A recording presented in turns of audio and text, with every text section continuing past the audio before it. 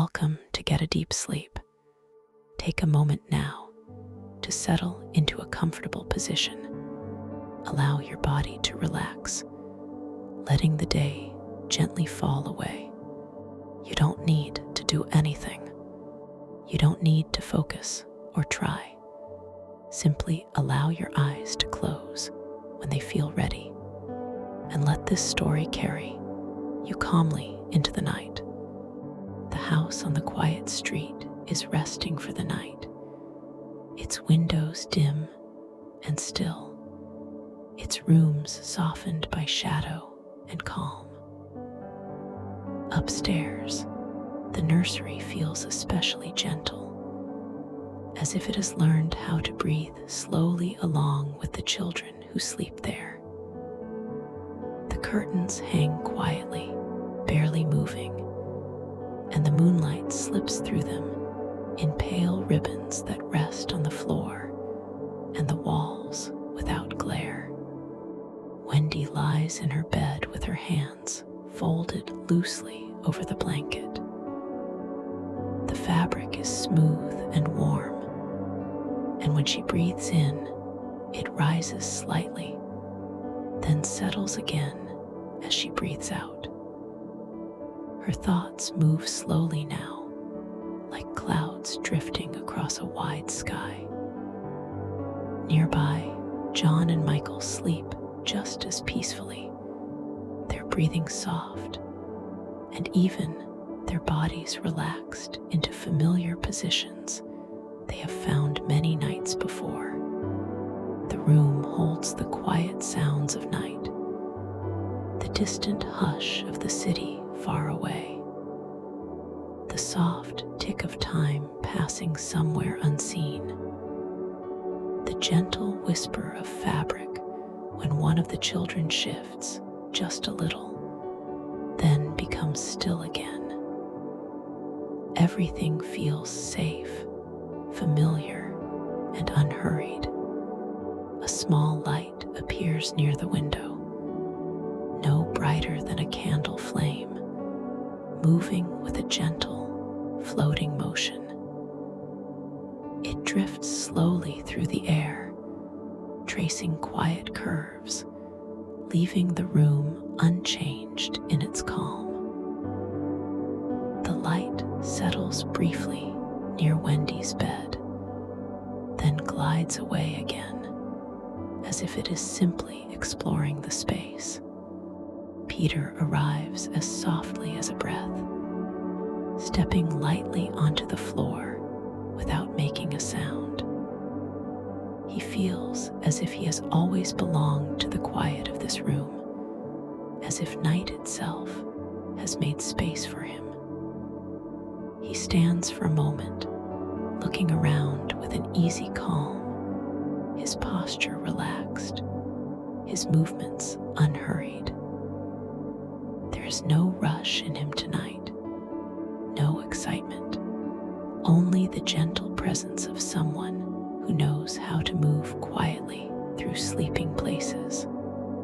Near him, the small light hovers again, glowing steadily. Peter smiles faintly, then turns his attention to the children, who remain deeply at rest. He walks slowly across the room, his steps barely touching the floor, and pauses near the window. Outside, the night air feels cool and clean, and the moon hangs low and pale in the sky. Wendy stirs slightly, not waking, only shifting into a more comfortable position. Her breathing remains slow and even. Peter waits, patient and still, until the movement passes and the room returns to complete quiet. When he speaks, his voice is low and gentle, more like a thought than a sound. Wendy opens her eyes slowly, not startled, only curious in a soft, sleepy way.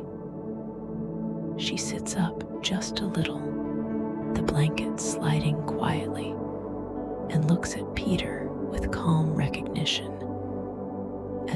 has known him for a long time. John and Michael wake just as gently, blinking slowly, their expressions relaxed. There is no urgency, no surprise. The room remains peaceful, and the night holds them comfortably. Peter moves toward the window and opens it with care. Cool air flows in softly, carrying the faint scent of stars and open sky. The curtains shift gently, then rest again. The moonlight grows a little brighter near the window, but still smooth and calm. One by one, the children move closer, their steps slow and light. Wendy adjusts her nightdress, smoothing the fabric. John straightens his shoulders slightly, then relaxes them again. Michael rubs his eyes once, then lets his hands fall to his sides. They feel calm, supported, as if the night itself is guiding them. Peter steps onto the sill and waits. There is no hurry. The air outside feels steady and welcoming. Wendy follows, then John, then Michael, each movement careful and unforced. The small light drifts ahead of them, illuminating the open space beyond the window with a soft glow. They rise gently into the night, not suddenly, not quickly, but as if lifted by a slow current of air.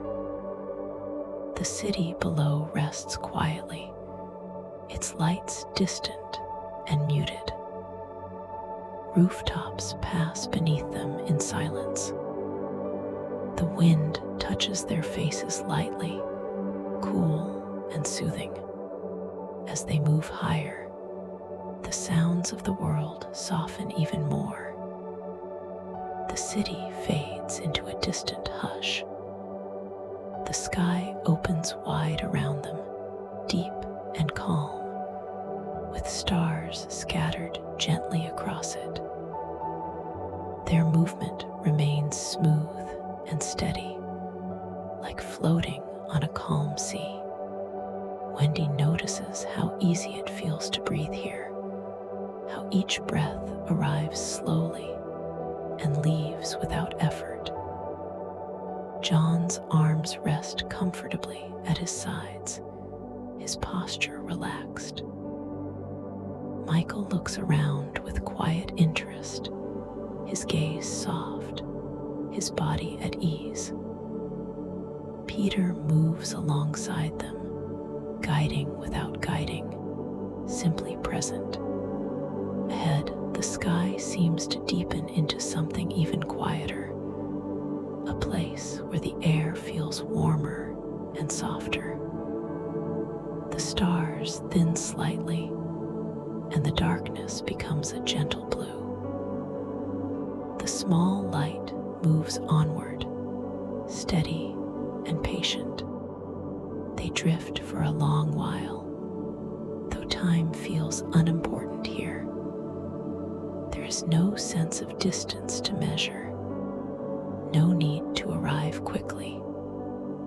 The motion itself feels restful, repetitive, and calm. Gradually, a shape appears below them, dark and smooth, surrounded by a faint silver outline where moonlight touches its edges. The island rests quietly, as if sleeping. Forests spread across it in deep shades of green and blue, their tops moving gently in a soft night breeze. Water surrounds the island, calm and dark, reflecting the sky in long, slow ripples. They descend slowly, the air growing warmer as they do. The scent of trees and earth rises to meet them,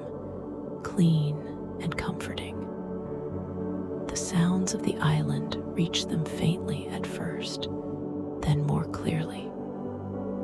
Leaves rustling softly, insects repeating their steady chorus, water moving gently along the shore.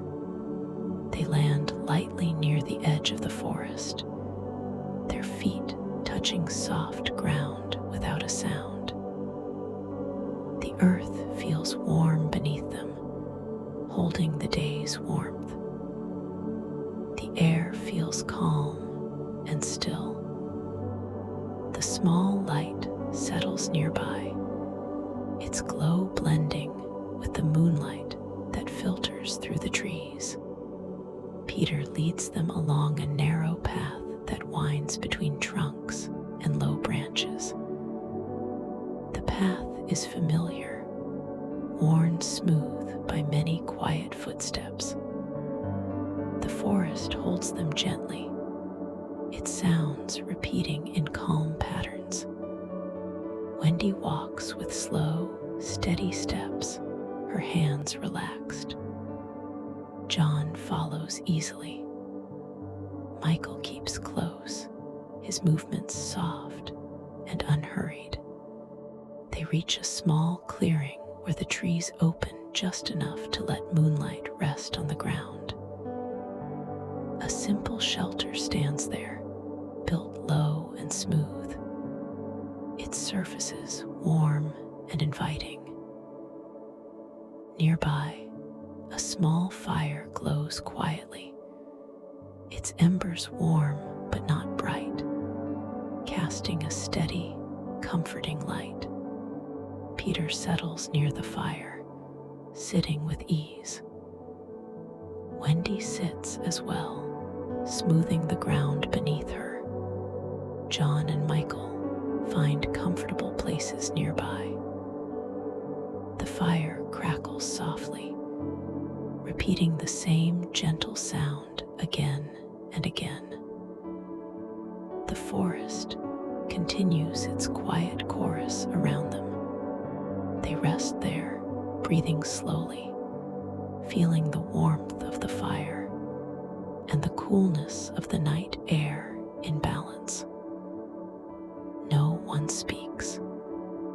There is nothing that needs to be said. The island feels safe and familiar, as if it has been waiting for them to arrive at exactly this pace.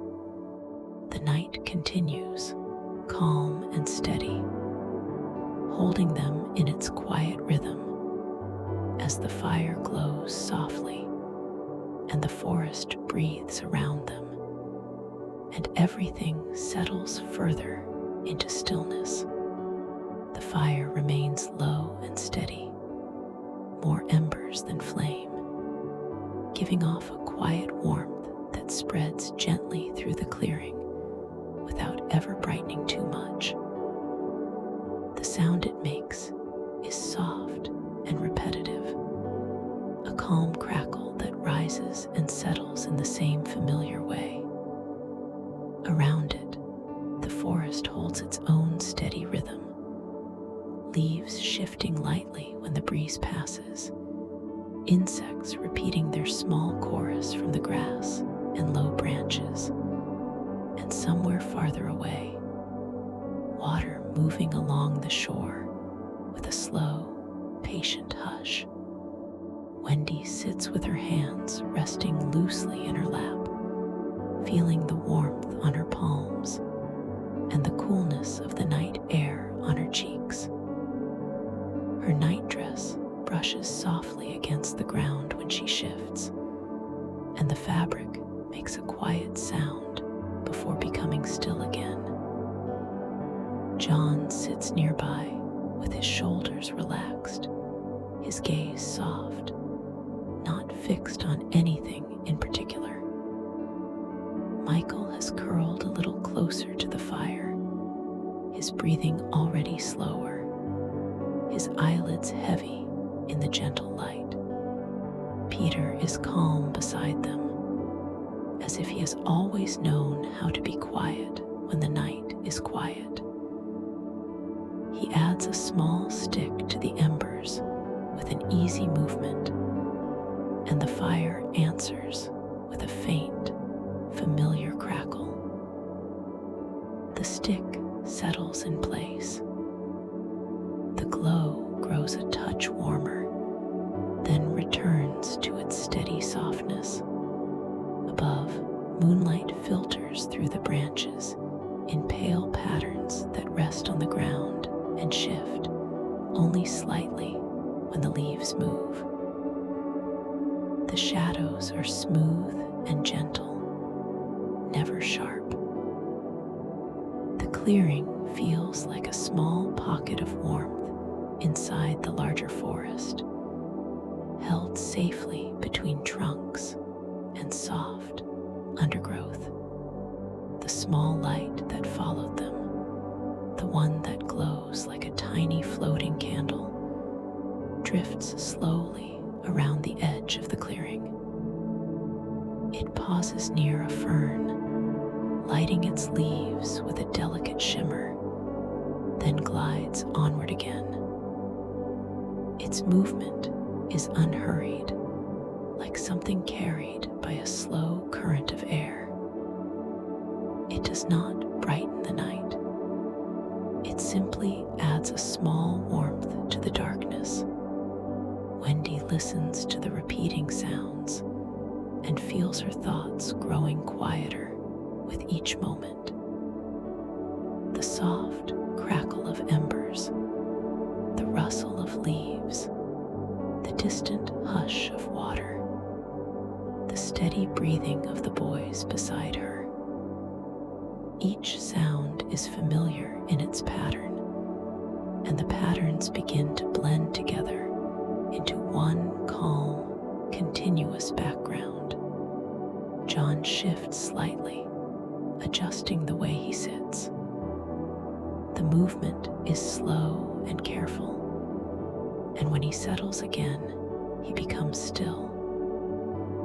Michael's head tilts a little to one side, and his breath deepens, the rise and fall of his chest becoming more subtle. The warmth from the fire reaches him gently, and the night air remains cool enough to feel clean and soothing. Peter stands after a while, not suddenly, simply rising with the same ease as the drifting light. He walks around the clearing at an unhurried pace, his feet silent on the soft earth. He checks the edge of the shelter, straightening a loose piece of bark with a gentle touch, then leaving it as it is. His movements are small and practical, calm routines done without any need for attention. Wendy watches him for a moment, then lets her gaze return to the embers. She notices how the glow pulses faintly as the fire settles, brightening for a moment when a piece of wood shifts, then returning to its steady warmth. The light on her hands is soft. The warmth against her skin is steady. Peter returns and sits again, resting close enough that the shared warmth feels companionable. He folds his arms loosely and leans back a little, his posture relaxed. The small light drifts near his shoulder, then floats toward Wendy and pauses briefly, as if resting there before continuing its slow path around the clearing. The forest remains unchanged. No new sounds arrive. Nothing interrupts. The night simply continues in the same gentle way, steady and predictable, as if it has been made for rest. After some time, Peter reaches to the side and pulls a soft blanket from inside the shelter, unfolding is worn and comfortable, the kind that has been used many nights in a row. He spreads it across the ground near the fire and smooths it with his palm in long, gentle strokes. The motion is quiet and repetitive, and when he is done, the blanket lies flat and inviting. Wendy eases forward and settles onto it, the fabric soft beneath her. She draws her legs in slightly, letting her shoulders relax further. John follows, sitting down with a slow movement and letting his hands rest on his knees. Michael shifts closer without fully waking, his body finding the warmer spot near the embers, his breathing already deep and even. The fire continues its soft crackle. The leaves continue their faint rustle. The distant water continues its slow hush. The small light drifts more lazily now, its glow steady and calm, and then it pauses near the shelter, hovering in place like a quiet star that has come down low. Wendy's eyelids grow heavier. She blinks slowly, once then again, each blink lingering a little longer than the one before. Her breathing slows, her exhale becoming softer, longer. The warmth from the fire reaches her gently, not hot, just comforting, and the cool night air touches her face like a soft cloth. John's posture loosens. His shoulders drop slightly as he relaxes deeper into the blanket. His gaze unfocuses and then rests. Michael is fully still now, his breath steady, his small body quiet in the warm light. Peter watches the embers for a while, then lets his eyes half close, as if he too is resting in the quiet of the clearing. He does not need to speak. The night is already saying everything in its soft repetition. The sounds continue, repeating in the same calm rhythm. Crackle, hush, rustle. Crackle, hush, rustle. The warmth remains steady. The moonlight remains soft. The forest holds its gentle shape around the clearing. Wendy's breathing becomes slower still, her body heavy in the pleasant way of rest, supported by soft fabric and warm earth beneath.